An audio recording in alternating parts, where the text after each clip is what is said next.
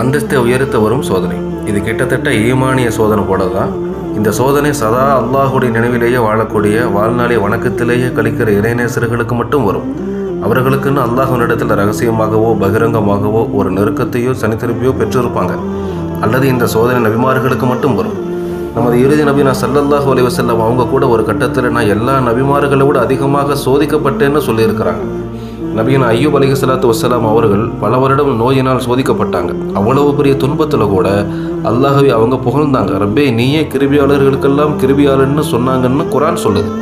அதுபோல் உங்களுக்கு ஒரு சோதனை வந்திருக்கும் போது, பெரிய சிரமத்தில் இருக்கும்போது கூட உங்கள் மனம் அல்லாஹ்வை புகழ்கிறது என்றால் நீங்கள் விளங்கிக்குங்க, உங்களுக்கு வந்த சோதனை பாவத்தின் விளைவாக வந்த சோதனை அல்ல, ஈமானை சோதிக்க வந்த சோதனையும் அல்ல. நீங்கள் ஈமானில் உறுதியானவர்கள் தான். ஆனாலும் உங்களின் அந்தஸ்தை மேலும் உயர்த்துவதற்காகத்தான் இந்த சோதனை வந்துள்ளதுன்னு விளங்கிக்குங்க.